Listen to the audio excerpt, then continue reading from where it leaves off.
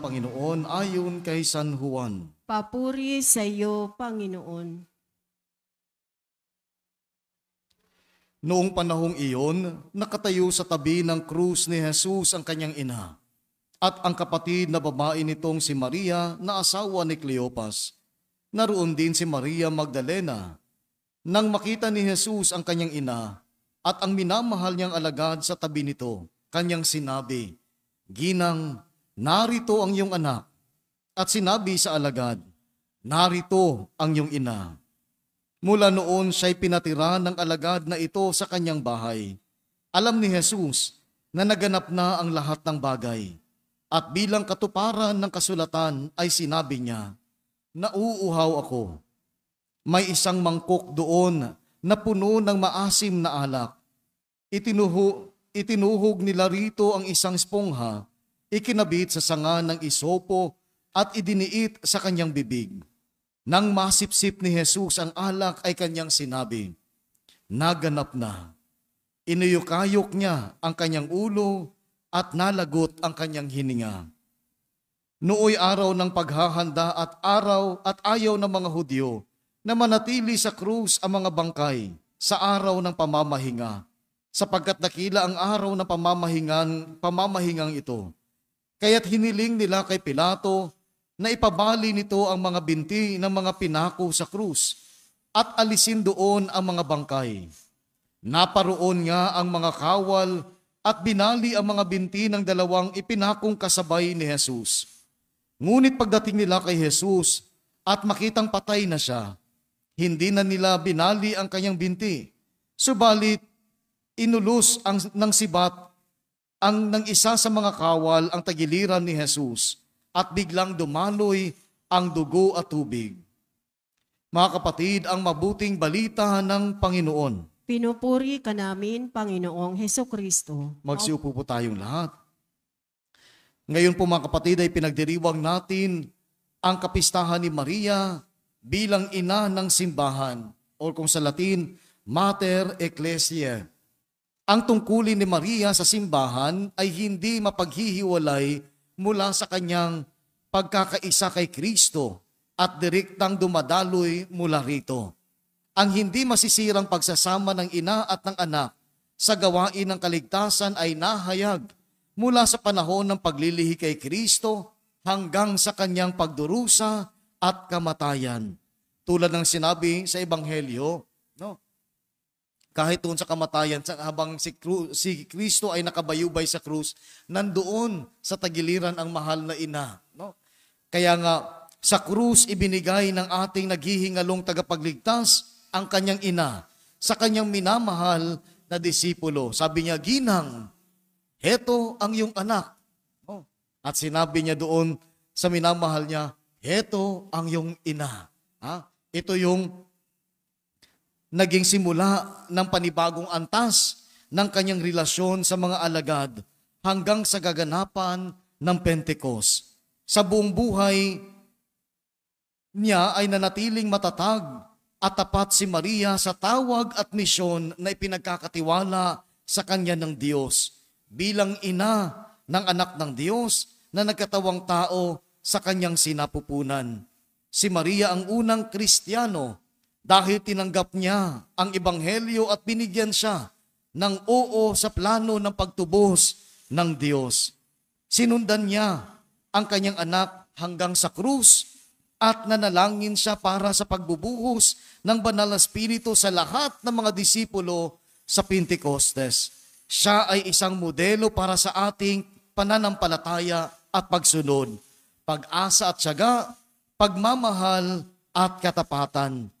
Binibigyan tayo ng Diyos ng biyaya na magsabi ng oo tulad ng mahal na birhen sa kanyang kalooban at sa kanyang pagbabagong gagawain sa ating buhay. Kaya nga si Maria ang naging bagong Eva. No? Kung titingnan mo sa aklat ng Henesis, kung merong ginawang unang Eva, ang Diyos, no? At itong unang Eva na ito ay hindi naging tapat at sumuway sa Diyos, gumawa siya ng panibagong Eva. Ito na ngayon si Maria. Kaya sinabi doon, kung naalala ninyo Sa aklat ng Henesis, sabi niya, ikaw ang magiging ina, no? At ikaw ang aapak sa ulo ng ano? Dragon? ng ahas, no? At ikaw naman babae ang tutuklawin nitong ahas na ito, no? Kaya mapapansin niyo mga kapatid sa mundo, lagi ang mga babae, no? Ang laging pinupuntirya ng demonyo. Ha? Nandyan na yung abortion, no? Yung ataw nito, pinatupad itong RH bill, no? Ano ang punto nito, no? Na pigilan ng mga babaeng magbuntis, no? At ito naman, marami mga babae gusto din, no? Lalo na pag ayaw nila yung asawa nila, ayaw ko na, tamad yung asawa ko, di nagtatrabaho, walang pakain sa mga anak, no? O di kaya, yung paglalaygate, puputulin nila yung magiging daluyan ng no? Para hindi ka na magkaanak, hindi na magiging fertile, no? Marami pang ginawa. Ngayon naman, ano pang ginagawa ng ating mga mambabatas, no? Ipinapatupad na nila ngayon ang diborsyo, no? Kaya ang mga babae, hindi stick to one, no? Choose wherever you want. Tulad sa ibang bansa, pag ayaw mo na, para baga pumili ka ng ulam, ay ayaw ko nito, sawana ko sa adobo, kaldereta naman. Kaya doon sa ibang bansa, napakatalamak ng diborsyo, no? Para ka lang nagpapalit ng damit, no? Meron silang tinatawag doon, instant divorce. Parang ATM lang, no? Mag-a-apply ka, no? Within a day, wala na, no?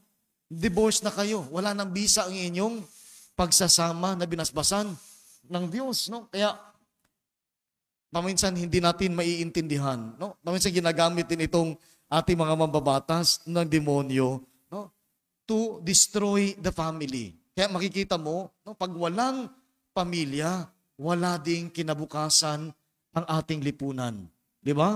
No? Pag sira ang pamilya, sira din ang kinabukasan ng mga kabataan. Pag naghihiwalay ang mga magulang, hindi lang naman ang mga magulang ang nagsasuffer. Sino ang nagsasuffer? Ang mga anak. No? Kaya nga dumadami yung mga homosexual. No? Bakit? Kasi galit sa magulang, galit sa ama. Sa sobrang galit sa ama, sabi ng anak na babae, ayaw ko na mag-asawa ng lalaki, babae na lang para wala ng problema. The same din sa lalaki, ayaw ko na ng babae, problematic. No? Masyadong badada. No? Kaya di unala ako sa lalaki, nagkakaintindihan kami. Sino pang susunod na henerasyon? Kung puro lalaki at puro babae, may anak ba na lalabas? Wala.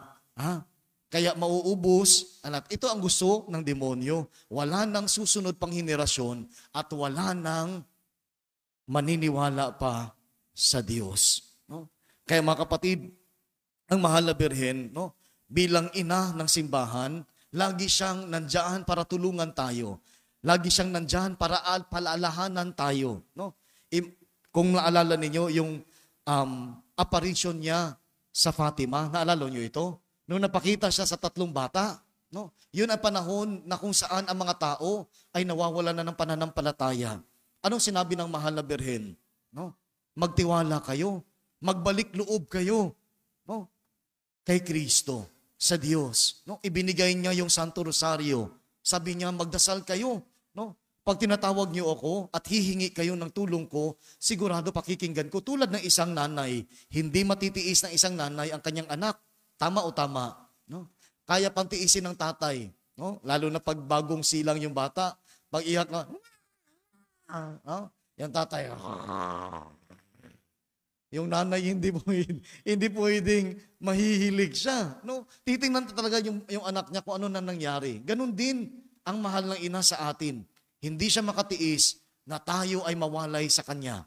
Ayaw ng mahal na hina na tayo ay mapahamak o tayo ay mapunta sa impyerno. No? Kaya nga yung nanay, ibinibigay niya ang lahat para sa kanyang anak. No? Nung pagbubuntis pa lang, ganoon na, ibinibigay na ng nanay ang kanyang buhay. Maging hanggang sa pagtanda, no? Laging nandoon pa rin ang nanay para suportaan ang mga anak. Ang mga anak lang ang walang hiya. Paminsan hindi ito nakikita ng mga anak ang halaga ng mga nanay. No? Alam niyo po, meron po ako doon malapit sa ospital ng Pasay, no? Isa pong bahay ng mga madre at kinukup po nila yung mga matatanda na hindi na inalagaan ng pamilya o di kaya pinabayaan na ng mga anak. No? Nandoon maraming matatanda. No? And you know, makikita mo sa mga madring ito, no? Tulad ng mahal na ina, no? Masaya sila na inalagaan ito matatandang ito. Itinuturing nilang kapamilya, itinuturing nila bilang kanilang mga tatay at mga nanay. No? Lalo na yung mas marami doon ang babaeng matatanda kaysa mga lalaki. No? And hindi ko nakausap ang bawat isang matatanda pero sigurado ako marami sa mga matatandang iyon inabandona na mga walang hiyang anak. Ha? Sana maisip nila, no? Na pag-iri ng nanay, kalahati ng kanilang katawan ay nasa hukay. No? Pero nawala yun, yung hirap na yun, nang makita niya ang kanyang anak. Ha? Ganon din ang mahal na ina, mga kapatid. Pag merong kanyang anak, no, na lumihis ng ibang landas at nakita niyang nagbalik loob sa kanya, natutuwa ang mahal na birhen.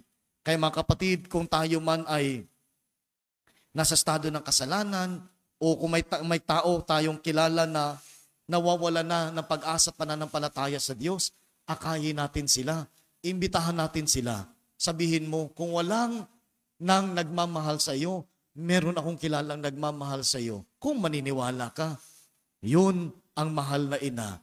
Subukan mo tumawag sa kanya at hindi ka mabibigo sapagkat siya ay napakalapit sa puso ni Jesus. Sa ngalan ng Ama, ng Anak at ng Espiritu Santo. Amen.